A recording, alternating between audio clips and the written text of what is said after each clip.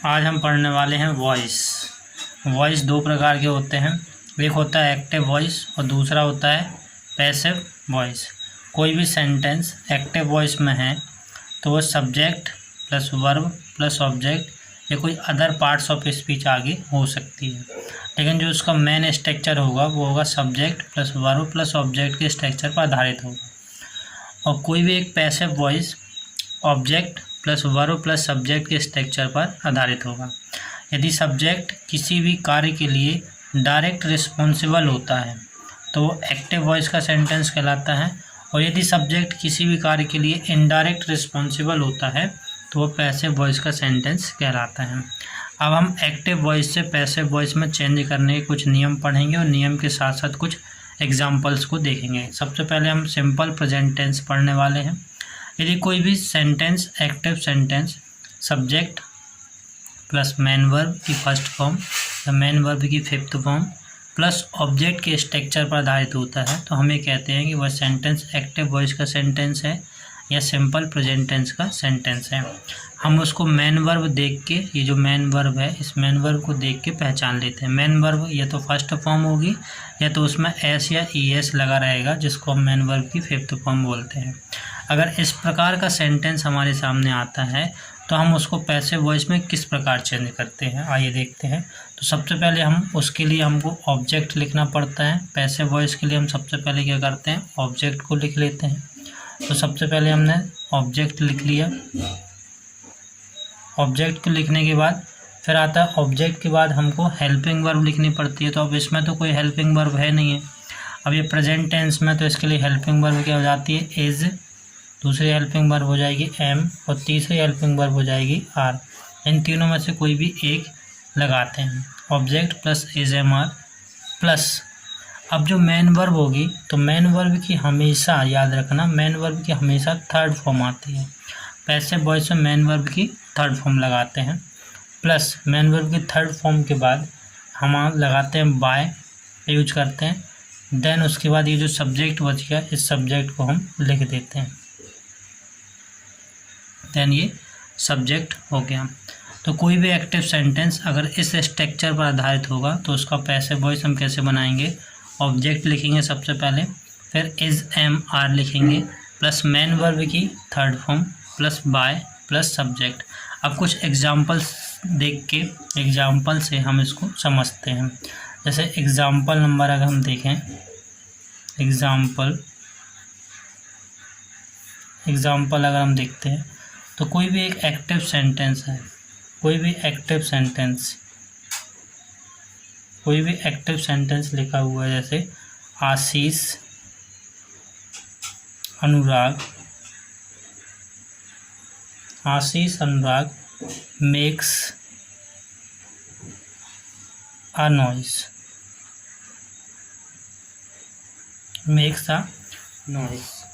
इसको हमको passive voice में चेंज करना है। तो इसका पैसिव वॉइस कैसे बनेगा, अगर इसका हमको पैसिव बनाना है अगर, तो क्या करना पड़ेगा हमको, देखो मेन वर्ब में हमने देखा कि मेन वर्ब क्या है, मेक, इसके साथ एस या ई एस लगा है, तो ये किस में हो गया, सिंपल प्रेजेंट टेंस में हो गया। मेन वर्ब के जस्ट बाद, ये मेन वर्ब हो गई हमारी, मेन वर्ब के जस्ट बाद हम देख रहे हैं तो हमको क्या मिल रहा है, अ नॉइस, ये उसका ऑब्जेक्ट हो गया, तो हमने लिख दिया अ नॉइस।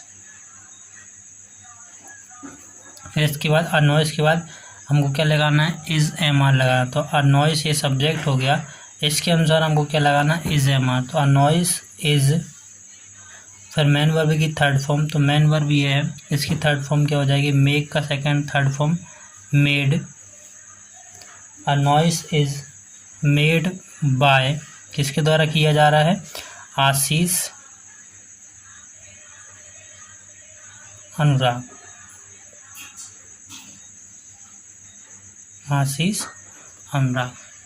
ठीक है।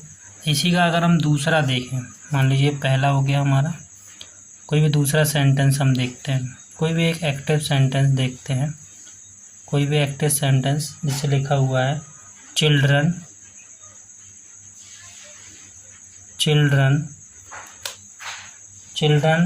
Like sweets,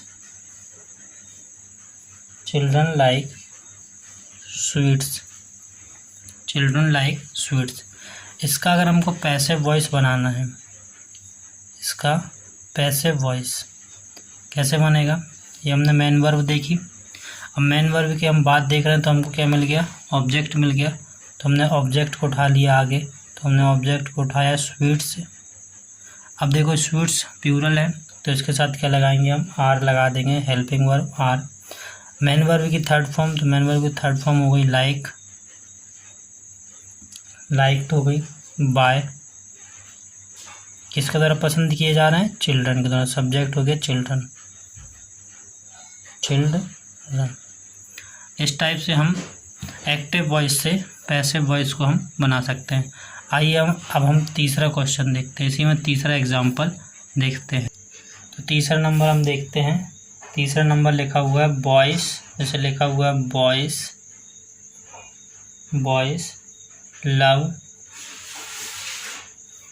boys love animals, boys love animals, boys love animals. ठीक है, अगर इसका हमको पैसिव बनाना हुआ है, इसका अगर हमको क्या बनाना है, पैसिव बनाना है, तो पैसिव के लिए हम क्या देखेंगे, मेन वर्ब हो गई हमारी। मेन वर्ब के जस्ट बाद हम देख रहे हैं तो हमको क्या मिल गया, ऑब्जेक्ट मिल गया।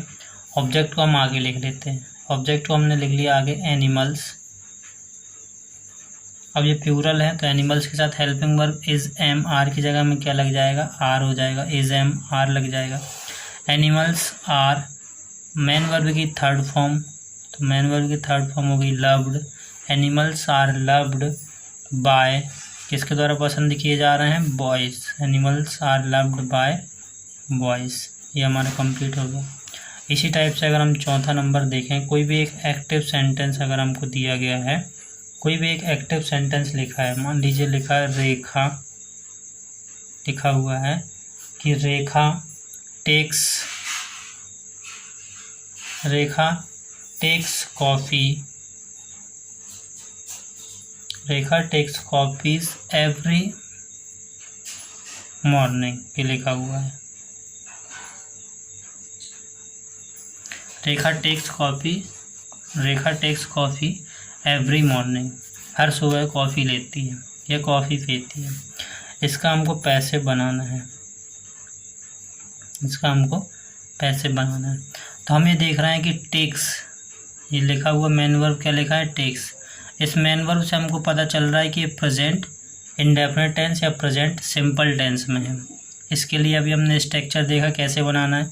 तो सबसे पहले हम इस मेन वर्ब के जस्ट बाद हम देख रहे हैं तो ये हमको क्या मिल गया, हमको ऑब्जेक्ट मिल गया कॉफ़ी। तो हमने कॉफ़ी को सामने लिख लिया, स्टार्टिंग में लिख लिया, ये हो गया कॉफ़ीज़। कॉफ़ी के साथ हम क्या लगाएंगे, हेल्पिंग वर्ब इज़ लगा दिया, कॉफ़ी इज़। तो मेन वर्ब की थर्ड फॉर्म, तो टेक का थर्ड फॉर्म क्या हो गया, taken. Coffee is taken by, किसके द्वारा ली जा रही है, रेखा। तो कॉफ़ी इज़ टेकन बाय रेखा। फिर every morning, every morning, coffee is taken by Rekha every morning. इसी टाइप से फिफ्थ नंबर अगर हम देखें, फिफ्थ नंबर में कोई भी एक्टिव सेंटेंस लिखा हुआ, मान लीजिए एक्टिव सेंटेंस का मतलब एक्टिव वॉइस का सेंटेंस, या कोई भी टेंस, जितने भी टेंस होते हैं वो टेंस के सेंटेंस होते हैं, वो सब एक्टिव वॉइस के सेंटेंस कहलाते हैं। जैसे लिखा हुआ है फिफ्थ नंबर में, we respect, we respect him, we respect him. इसको अगर हमको चेंज करना है, इसका अगर हमको पैसिव वॉइस बनाना है, पैसिव वॉइस बनाना है, तो सबसे पहले हम क्या करेंगे, ये मेन वर्ब देखेंगे, रिस्पेक्ट मेन वर्ब की फर्स्ट फॉर्म है, तो ये किस में है, टेंस की किस कैटेगरी में है, सिंपल प्रेजेंट टेंस में है। इसके जस्ट बाद हमको देख रहे हैं तो हमें क्या मिल रहा है, ऑब्जेक्ट मिल रहा है। लेकिन अब ये हिम है, हिम को जब हम इधर लेके आएंगे तो ये सब्जेक्ट का काम करने लगेगा, तो हिम को हम सब्जेक्ट के रूप में तो लिख नहीं सकते, तो क्या बन जाएगा, ये ही बन जाएगा, ही के साथ फिर हम क्या लगाएंगे, हेल्पिंग वर्ब इज़। रिस्पेक्ट की थर्ड फॉर्म क्या हो जाएगी, respected, respected, he is respected by. अब वी का क्या हो जाएगा, अस, लेकिन यहाँ एक चीज़ ध्यान देने वाली है कि he is respected by us. अगर इसका यूज हम ना भी करें तो भी हमारा सेंस जो है वो कंप्लीट हो रहा है, इसलिए पैसिव वॉइस में बाय अस का यूज जो है वो नहीं किया जाता, ही इज़ रिस्पेक्टेड तक ही लिखा जाता है। अगर कहीं सेंस कंप्लीट नहीं होता तब हम बाय अस का यूज़ करते हैं। ठीक है, क्वेश्चन नंबर 6 देखते हैं इसी का। एग्जाम्पल नंबर 6 देखते हैं। यदि कोई भी एक एक्टिव सेंटेंस लिखा हुआ है, अजित लिखा हुआ है कि Ajit does not Ajit does not help me, Ajit जो है मेरी मदद नहीं करता है।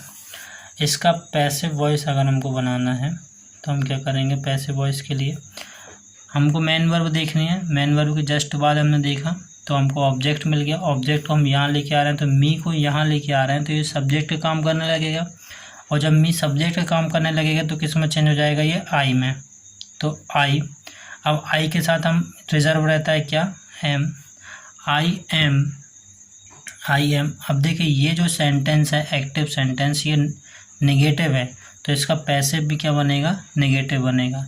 तो आई एम नॉट, ये हो जाएगा I am not helped bye, किसके द्वारा हेल्प नहीं किया जाता, अजित के द्वारा। I am not help by Ajit. ठीक है, तो ये थे कुछ एग्जाम्पल जो प्रेजेंट सिंपल टेंस के थे, मतलब सिंपल प्रेजेंट टेंस या प्रेजेंट इंडेफिनिट टेंस के थे। ठीक है, ओके।